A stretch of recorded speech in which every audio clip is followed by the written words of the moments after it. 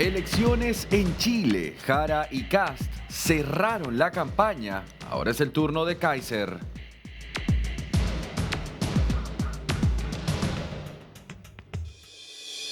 Venezuela despliega 200.000 efectivos ante la escalada de Trump.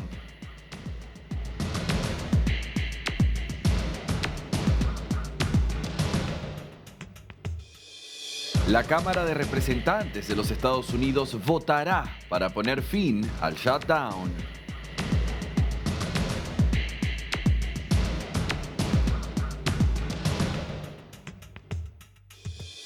Juicio contra Julieta McIntosh. Declararon las hijas de Maradona.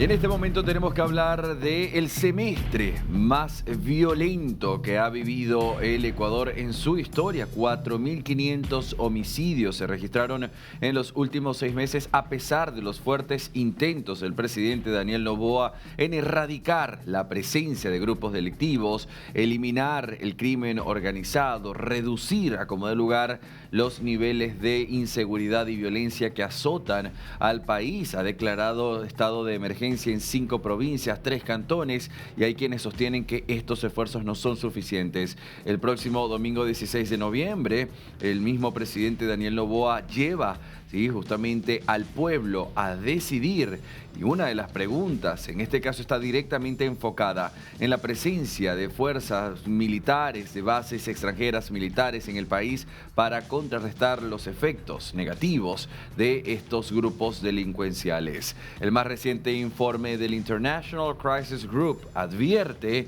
que las políticas de seguridad de Daniel Noboa tuvieron un efecto temporal y que el país sigue atrapado en una espiral de violencia. Ecuador experimenta una escalada sin precedentes pese a las medidas que ha hecho el presidente Daniel Noboa. Iba a decir Donald Trump, quiero decir Daniel Noboa. Sí, por ejemplo, las medidas de excepción implementadas. El más reciente informe de esta ONG titulado Un paraíso perdido, la lucha de Ecuador contra el crimen organizado, y advierte que el país atravesó su semestre más violento en toda la historia. Desde el 2020, por ejemplo, el asesinato de Rasquiña, líder de los choneros, fracturó el equilibrio criminal y dio lugar a una guerra entre fracciones.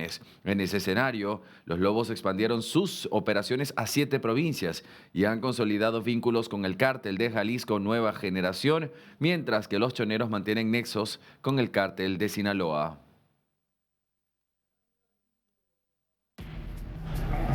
Ya está limpio, vamos. Que siga avanzando. De seguridad ahí, de seguridad ahí. Vamos a la seguridad, vamos a la seguridad. Ahora, eso. Hasta arriba, Exacto, sigue nomás, así. Cambio la seguridad. Tranquilo.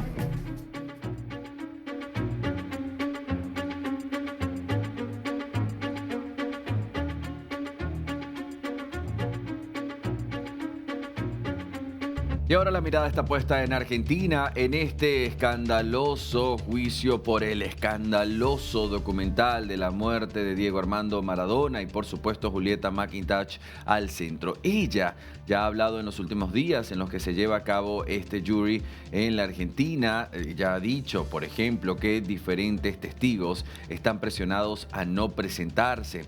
También habló que todo este juicio en su contra es una cuestión que tiene 3 posibilidades, 3 miradas. Una es la oscura, una es la mediática y la otra es la real. Y dejó, por supuesto, allí en palabras, dijo, ustedes decidan con cuál pueden lidiar.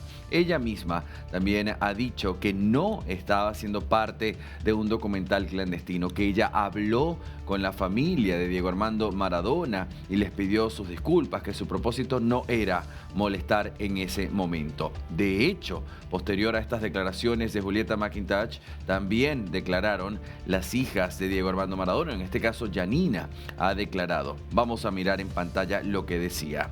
Mi papá se merecía tener mejor justicia por su muerte. Esto dijo Yanina. Más adelante dijo, me comuniqué con ella cuando se sabía que había un documental, es decir, con Julieta McIntosh, y me dijo que le juraba por sus hijos que no había nada y le creí por empatía. Yo estaba ahí con mi hijo, es lo que dice Yanina. Y después termina afirmando, todavía no puedo creer que haya personas que puedan alardear con la muerte, por más que sea Diego Maradona, que es mi papá, que es un abuelo, es lo que decía Yanina Maradona, hija de Diego, en esta jornada. Y finalizó diciendo, queremos la verdad, que paguen todos los que tienen que pagar. Somos una familia que está sufriendo.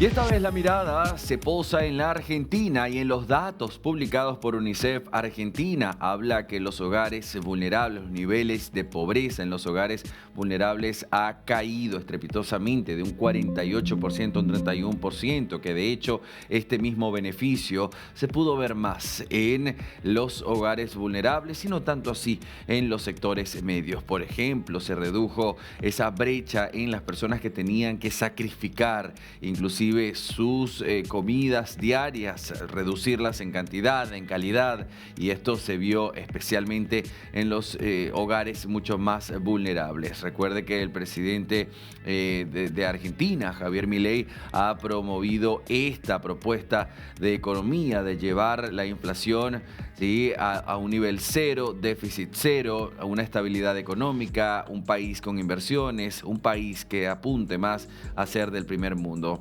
En una primera gestión, el presidente Javier Milei se vio en una primera instancia más como economista, enfocando justamente la mirada en esto, en cómo cumplir con la promesa que hizo y que, por cierto, hoy mismo quiero comentarle. Por un lado, el UNICEF Argentina habla de los hogares más vulnerables pasaron del 48% al 31% en un año, pero a su vez el Instituto Nacional de Estadística y Censo ha publicado el dato de inflación para el mes de octubre, siendo este de 2.3%, ¿sí?, alto en comparación a los anteriores, pero por supuesto más bajo de cuando comenzó el presidente Javier Milei en su jornada. De hecho, en el 2024, para noviembre, hablábamos de una cifra más alta. Entonces, ahora se combina, por supuesto, lo que es la estrategia con el apoyo de los Estados Unidos, el apoyo legislativo, los datos que por supuesto dan un espaldarazo, un mensaje de optimismo y esperanza,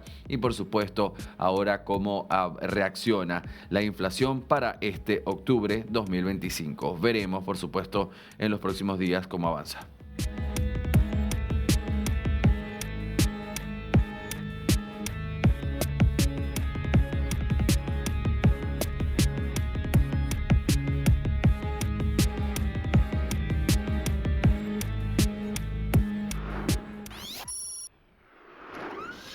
Y vamos a revisar cuál es el panorama a esta hora en Perú, y para ello contactamos a Carmen Alvarado. Adelante, Carmen.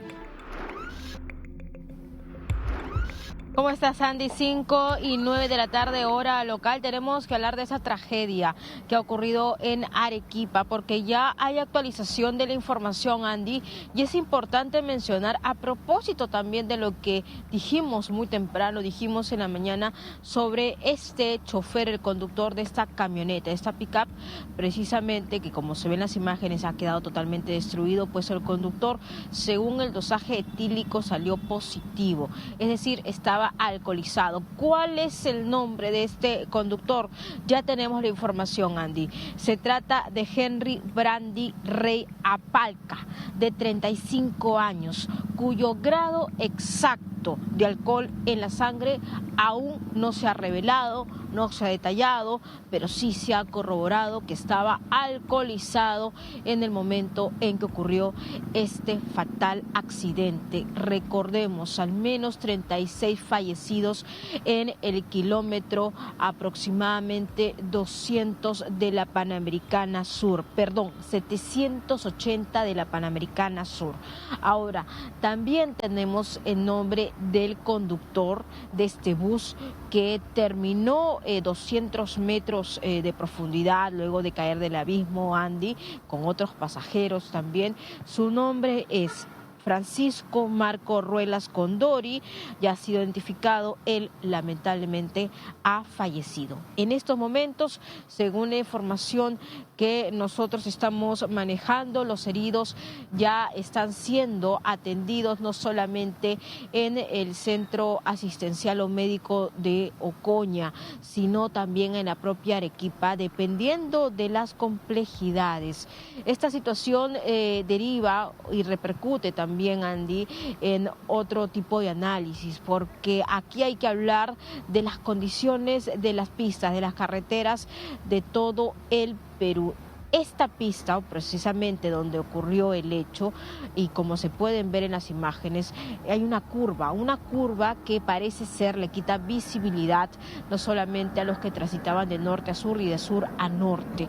Ahora, ¿cómo se generó este accidente? Colisionó esta camioneta contra este bus interprovincial que salió de Chala, de la provincia de Carabalí, hacia la ciudad de Arequipa, con al menos 40 pasajeros. Recordemos también, como lo expliqué durante toda esta jornada, durante el trayecto pueden ir subiendo más pasajeros, entonces no se tiene la cifra exacta de cuántos son, pero sí de algunos heridos que también durante esta jornada hemos dado a conocer. También hay un milagro en medio de esa tragedia, porque 2 niños, estamos hablando de 8 meses y de 4 años de edad, pues salieron ilesos a pesar de la gravedad. Mira el impacto, Andy, de lo que ha pasado, de lo que ha ocurrido, porque luego de esta situación el bus terminó prácticamente al lado del río Ocoña, como se pueden ver en las imágenes. ¿Qué ha pasado también en las últimas horas? Pues la Presidencia de la República del Perú se ha pronunciado a través de las redes sociales, ha mandado sus condolencias a todos los familiares de las víctimas, porque esto es una tragedia vial que enluta a todo el territorio nacional. Carmen, tenemos este comunicado compartido en pantalla. Dice: la Presidencia de la República del Perú extiende sus condolencias a los seres queridos de los compatriotas fallecidos en el accidente de tránsito en Camaná, Arequipa. Asimismo, hemos dispuesto desde el primer momento de conocida la emergencia la atención de los heridos en los establecimientos de salud más cercanos. Así es, Andy. También los equipos de salud mental se han derivado hasta esta zona para poder ayudar no solamente a los familiares allegados o también a aquellos que evidentemente han quedado muy cerca de la zona y han sido testigos de esta situación. Tenemos información del Centro de Salud Mental Comunitaria Camaná, del Centro de Salud Ocoña y también del Hospital de Camaná. Han desplegado este protocolo de emergencia para atender también el aspecto psicológico a los familiares de las víctimas. Entonces se ha dispuesto toda la ayuda necesaria desde la Presidencia para poder tender la mano, para poder ayudarles en todo lo que fuera necesario en esta situación, y sobre todo también hay que tener en cuenta que lo más difícil de este hecho ha sido la recuperación de los cadáveres. También en la mañana tuvimos acceso a imágenes que nos proporcionó el Ministerio Público, donde se ve a todo el equipo realizando las pericias respectivas, así como también los actos de necropsia, que eso es parte también de las diligencias,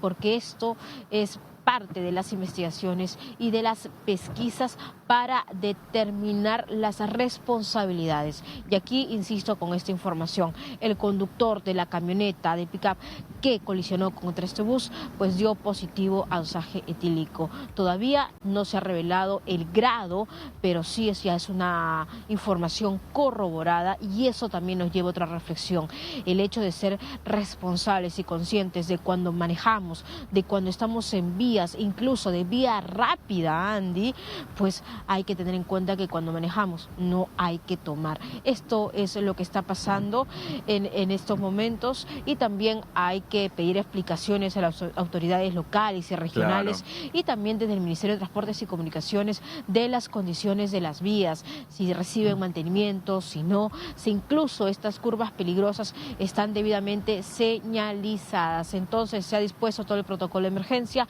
desde el área de salud, desde el Ministerio Público para las acciones de investigación, y también desde Presidencia han asegurado que han colocado sobre la mesa todos los recursos del Estado para poder ayudar a los familiares de las víctimas. Sí, Carmen, justamente cuando hablabas de esto que nos permita reflexionar, te iba a decir que, y de buscar, dijiste, las responsabilidades. Había pensado exactamente en ese momento, Carmen, en la responsabilidad que también se tiene en el señalamiento vial, es decir, en una curva de esa magnitud que vemos en las imágenes, por supuesto, preguntarnos si estaban las señales correspondientes, la estructura correspondiente para, no digo evitar un desastre como el de hoy, probablemente con ese choque habría sido igualmente imposible, pero al menos pues reducir la cantidad de daño que se ejerce en este tipo de desencuentros. Carmen, te agradezco como siempre por todos los datos muy completos y actualizados. Seguiremos en contacto si me lo permites.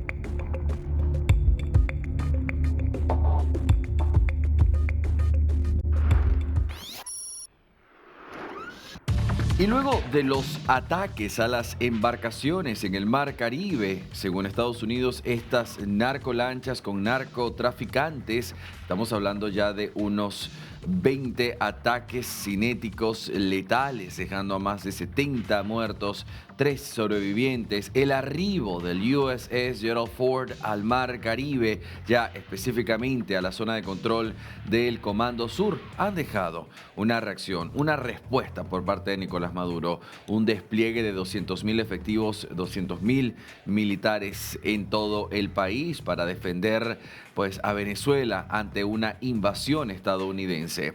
De hecho, también Nicolás Maduro ha dicho que cuenta con el pueblo obrero, con la clase obrera y con la fuerza miliciana bolivariana, esa misma que recibió críticas por parte del extranjero. Vamos a escuchar a Nicolás Maduro lo que decía en esta jornada.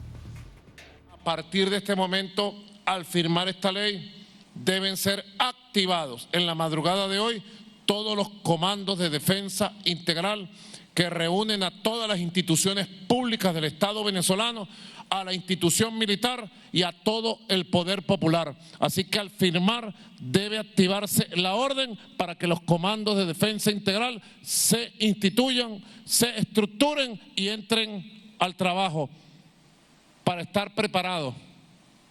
Si nos tocara como república, como pueblo, ir a la lucha armada para defender esta sagrada herencia de los libertadores y libertadoras, estar listos para ganar, para triunfar por el camino del patriotismo y la valentía. Así que procedo a firmar y a ponerle el ejecútese a la ley de la creación de los comandos de defensa integral a nivel nacional.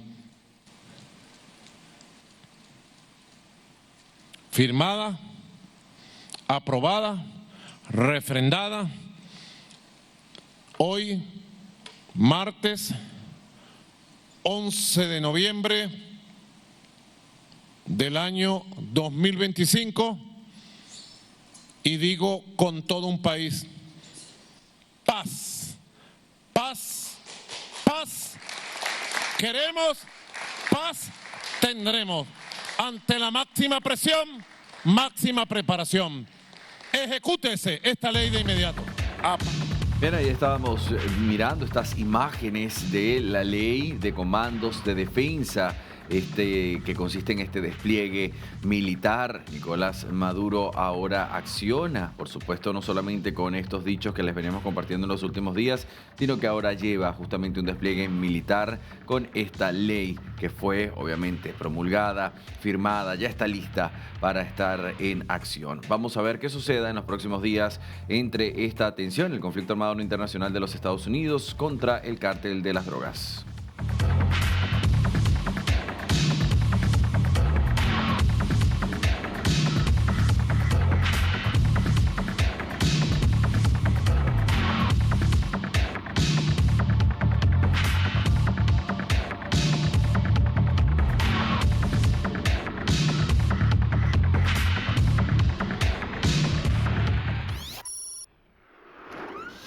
Bien, y seguimos hablando de Venezuela, de este conflicto, pero esta vez desde Colombia, puesto que Gustavo Petro ha decidido cancelar, suspender el intercambio de inteligencia, servicio de inteligencia con los Estados Unidos. Lo que llama la atención es que lo hace sin notificarle a quienes corresponden, Congreso, cúpula militar. La decisión la toma el mismo presidente. Vamos a ponernos en contexto en cómo el mandatario toma esta decisión. Una instrucción presidencial de frenar el intercambio de información. Dice, se da orden a todos los niveles de inteligencia de la fuerza pública a suspender envío de comunicaciones y otros tratos con agencias de seguridad estadounidenses. Tal medida se mantendrá mientras se mantenga el ataque con misiles a lanchas en el Caribe.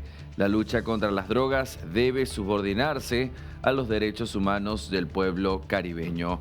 Esto es lo que rezaba Gustavo Petro en su red social de X, antes Twitter, poniendo fin a la cooperación, que por cierto esto también se da en el marco en la que el mismo Reino Unido y Francia también hacen quejas al respecto. El Reino Unido, quien por cierto también decidió cesar en este intercambio de inteligencia, puesto que le preocupan estos ataques cinéticos letales de los Estados Unidos a las lanchas con presuntos narcotraficantes y presunta droga.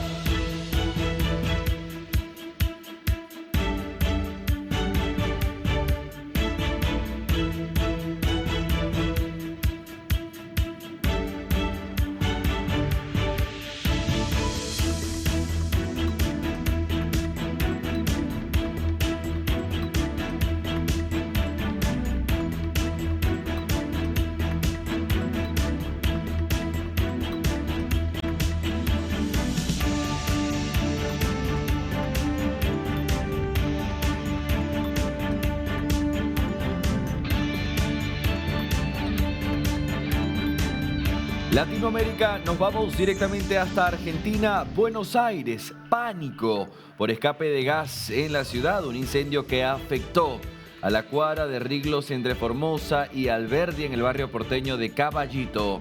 Las primeras averiguaciones señalan que el fuego no se originó dentro del edificio, sino en un arreglo que se realizaba en la vereda donde habría existido un escape de gas. Bomberos trabajaron en el lugar para extinguir las llamas y las autoridades han dispuesto un importante operativo preventivo mientras avanzan las pericias para determinar las causas. De acuerdo con los vecinos, en información previa, el siniestro no comenzó dentro de este edificio, sino con esto que estaban arreglando. Una de las testigos del hecho relató, dice, empezamos a escuchar mucho ruido y de pronto vi que estaban trabajando en un arreglo de gas y confirmó que la gente del edificio fue evacuada de manera preventiva mientras continuaban las tareas de los bomberos. La zona permanente acordonada y se investiga, por supuesto, si hay una falla en el caño de gas o una maniobra incorrecta durante los trabajos de mantenimiento, que fue lo que originó este incendio. Por ahora, la versión más sólida entre los testigos y fuentes del operativo es que un escape durante una reparación externa provocó el siniestro, que fue contenido sin víctimas. Las investigaciones administrativas y judiciales deberán confirmar esta hipótesis y, en su caso, pues comenzar a determinar responsabilidades. Reitero, Latinoamérica, pánico por escape de gas en la ciudad de Buenos Aires, Argentina.